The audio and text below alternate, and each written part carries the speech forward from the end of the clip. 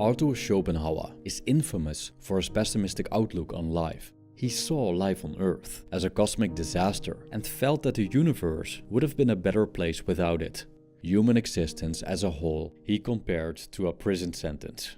And he also claimed that our lives are not inherently enjoyable, but miserable, as our pain vastly outweighs our pleasure.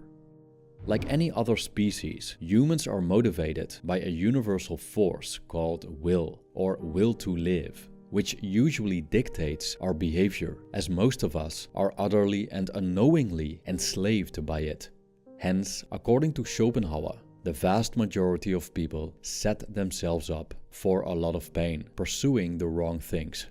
By and large, we tend to make poor life choices because the will to live controls us and we lack the strength and intelligence to operate otherwise.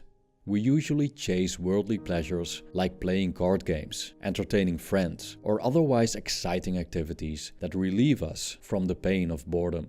But despite the blackness of his worldview, Schopenhauer also comes with solutions to make life endurable on this terrible, desolate rock infested by continual suffering.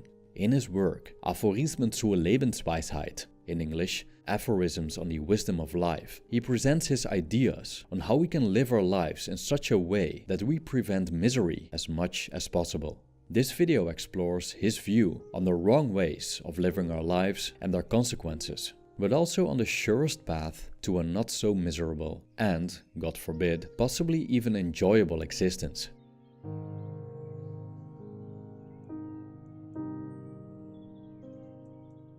Arthur Schopenhauer presents us with a fundamental division between three aspects that decide our fate. The first one he mentions is what someone is, the second one what someone has, and the last one how someone stands in the estimation of others. Each of them has its upsides and downsides, but Schopenhauer concludes, nevertheless, that what someone is predominantly decides the quality of one's well-being. And thus, within our personality, in the broadest sense of the word, hides the key to making life less miserable. However, it's essential to explore the other two aspects, even if it's just to remind ourselves where not to put our money. Also, it may drastically alter how we view things like possessions and status, and reconsider the value we give them. Aren't we wasting our time pursuing what Marcus Aurelius called the clacking of tongues, meaning the audience approval? And what's the proper role of money in our lives? We begin our exploration with the aspect what someone has. If the 19th century philosopher Schopenhauer would witness today's mass consumerism diseased culture, he would probably shake his head at us in disapproval. Schopenhauer was well aware of the human tendency to accumulate material possessions and financial resources as a means to purchase them. People buy stuff because they think this makes them happy. But following Schopenhauer's fundamental beliefs on the nature of happiness, the accumulation of property is a human way of reducing pain, the latter being the positive force that has come to an end by the purchase or gain. In the context of consumerism, the positive force, or pain, manifests as boredom and a sense of lack, as opposed to the negative force, which is simply the quenching of one's thirst. So happiness is merely the ending of a painful desire, and often this temporary ceasing of suffering can be incredibly short-lived or not even take place at all. According to Schopenhauer, this is because the extent to which people can fulfill their material desires drastically varies per person. I quote, "It is difficult, if not impossible, to define the limits which reason should impose on the desire for wealth. For there's no absolute or definite amount of wealth which will satisfy a man. The amount is always relative, that is to say, just so much as will maintain the proportion between what he wants and what he gets. For to measure a man's happiness only by what he gets, and not also by what he expects to get, is as futile as to try and express a fraction which shall have a numerator but no denominator. A man never feels the loss of things which it never occurs to him to ask for. He is just as happy without them. Whilst another, who may have 100 times as much, feels miserable because he has not got the one thing he wants." End quote. How much do we need to feel content? And what does the obtained object require to be maintained? Moreover, when wealth forms the basis of contentment, we subject ourselves to the law of diminishing returns. What elated us in the past may leave us unsatisfied in the present. And so, we need more and more to maintain our baseline happiness and not to fall prey to the agony of boredom. Unfortunately, looking at the current condition of society, boredom is becoming more and more prevalent, despite the exponentially growing availability of entertainment and stuff to buy. The modern human seems to be increasingly jaded, and to relieve himself from the pain of overindulgence, he keeps chasing the very thing that caused it in the first place. According to Schopenhauer, however, evil is not in money itself, but in how we treat money. He describes that some people earn a lot of money but spend it quickly and fall back into poverty, and that other people succeed in maintaining their capital and even increase it, but are nevertheless dissatisfied. One lives in ongoing poverty as he doesn't have the skills to escape, which produces pain. Another is wealthy from birth, but never stimulated to fight for his place in society or develop valuable skills. Life delivers him, wrote Schopenhauer, up to the other extreme of human suffering, boredom, which is such martyrdom to him that he would have been better off if poverty has given him something to do. End quote. Schopenhauer argues that the best use for money is that it makes one independent, allows one to live comfortably without having to work, and functions as a bulwark against evils and misfortunes.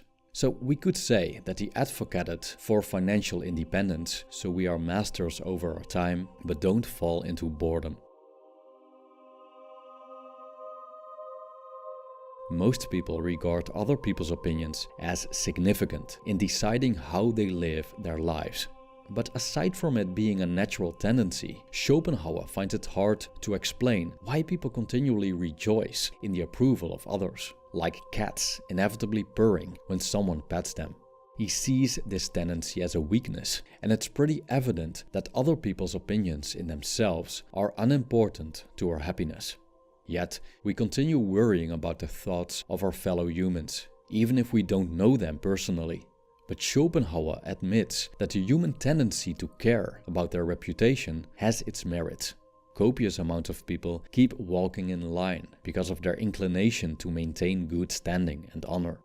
We can see this phenomenon with a fictional race in the Star Trek series called the Klingons.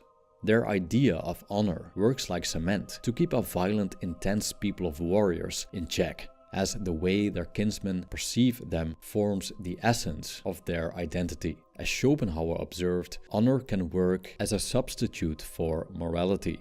However, he also mentions that the effect of such reputation-driven mentalities will be detrimental to one's peace of mind. Hence, Klingons are brave, strong, powerful, feared throughout the galaxy, but they also seem pretty unhappy, disturbed individuals by and large. The content of people's minds is, in most cases, pretty overrated. Schopenhauer mentions that people's thoughts are futile, ideas are narrow, sentiments mean, opinions perverse, and mostly based on error. And thus, isn't the most rational stance to people's minds one of indifference?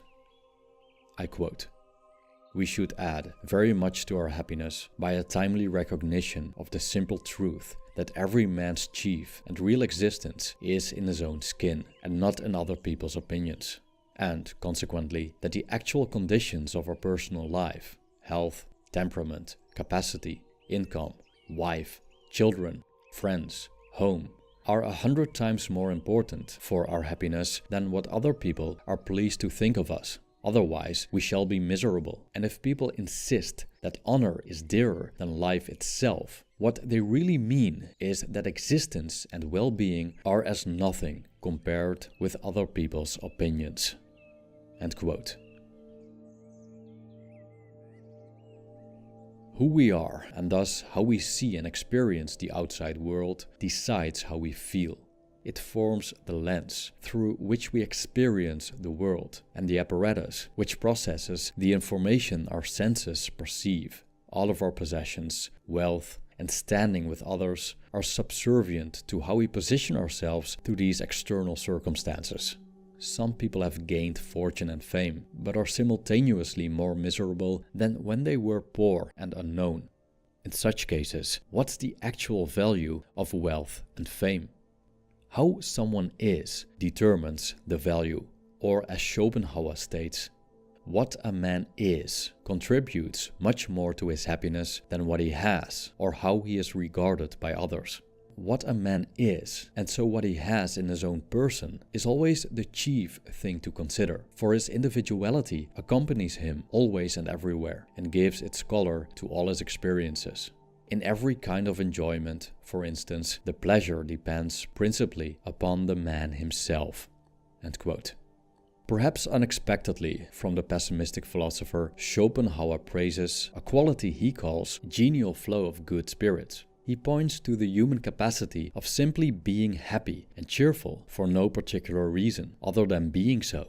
Being happy for being happy has its own instant reward, and according to Schopenhauer, can so completely replace the loss of every other blessing. Being able to do what fits our personality in terms of how we spend our time will smooth the way for contentment. For example, someone inclined to intellectual activities shouldn't do menial work, and someone with the strength of Hercules probably shouldn't go for a sedentary job. Also, according to Schopenhauer, physical and mental health is the most significant contributor to cheerfulness. If one feels good, mentally and physically, the most simple things become pleasurable, and no money nor fame will be required to put a smile on one's face. Cheerfulness is the best antidote to misery. Money cannot buy it, nor can fame. And the more we pursue these external objects, the more we scare cheerfulness away. Chasing wealth and prominence just for the sake of these things is no way out of misery. We'll not only feel stressed because of the chase, we fall prey to boredom as well, as many forms of pleasure leave us ultimately unfulfilled. On the other hand, living in constant scarcity won't help either, as we'll spend our time working jobs we hate and have no time to do what we like. But if we manage our lives in ways that make us receptive to it, cheerfulness might knock on our door more often. And if that happens, Schopenhauer encourages us to throw the door wide open. Schopenhauer states that the surest remedy not to be too unhappy is that one doesn't desire to be very happy. Judging by his writings, we could say that this remedy means finding contentment in things that are durable, widely available, pleasurable, but not harmful. He subscribes to the idea that, essentially, we shouldn't focus on gaining pleasure, but on avoiding pain. In the view of Schopenhauer, cheerfulness isn't a positive emotion, but rather a state of little pain that ensues independently from external circumstances. He goes deeper into this in the second part of his book, where he presents his 53 rules for life. A life devoid of suffering would be ideal, but very difficult to reach, and only a few people try, like Buddhist monks. Hence, his rules are meant for the average person, whom he doesn't advise to become an ascetic, but to pursue his pleasures wisely and necessarily sacrifice them to avoid pain. Schopenhauer recommends so-called higher pleasures, the pleasures of sensibility, such as reading, meditation, philosophy, and a taste for poetry, music, or culture. Compared to many other lower pleasures, we can relish those endlessly and generally without unhealthy consequences for the body and mind. Picking up a book, sitting in silence, listening to music, writing, studying ideas is generally safe and won't require us to be rich and reputable. And the potential joy it brings is a priceless consolation in the midst of an existence characterized by pain. Thank you for watching.